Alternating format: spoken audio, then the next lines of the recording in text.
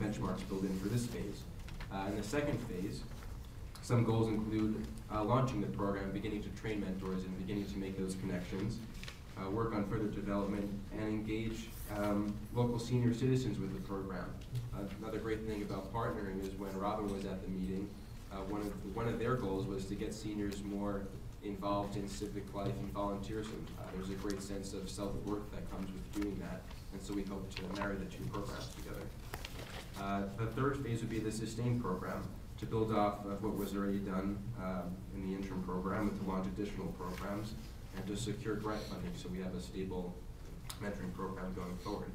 And I should say, because I didn't mention this, is that Big Brothers Big Sisters ran at the Volunteer Action Center in Scranton, and Cindy Beeman is there. We're working with her to set up and administrate the entire thing, because once we realized that they were looking to come into Pike County simultaneously, we didn't want to violate one of those benchmarks in creating or duplicating a service. We paired up, and that's what we're working on going forward.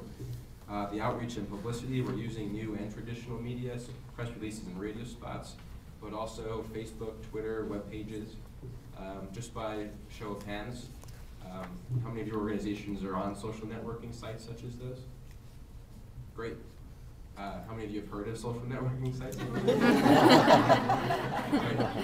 It's really becoming a way to increase and improve communication to the target audience that you're looking to reach out to. And we've seen that, I mean, just yesterday, a quick Twitter search of who's tweeting. I mean, this all may be foreign to you, but who's tweeting from Milford. We hooked up with a guy who's now interested in the mentoring program, so it's an effective communication tool. And also, we're going to meetings and presentations like this to present the program. So, summary of best practices, just going back to that citizen-centered approach, began with a deliberative process of citizens sitting together and saying, what are the problems and how do we solve it? We involved community institutions, and we created new mechanisms, not by convening a meeting, but by physically going to the Rotary Club, the Kiwanis Club, the Democratic Committee, organizations such as those to reach out to them. We're using new technology to do this, and the essence of the program is to empower citizens to start making a difference. The mentors are going to be on the front lines of fighting the drug problem, fighting the teen pregnancy problem, indirectly by providing a good role model to the young people that they're dealing with.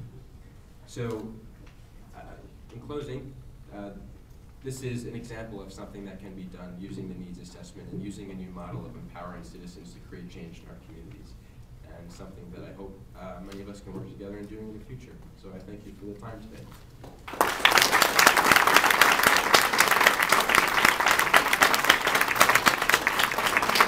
All right, questions for Nick?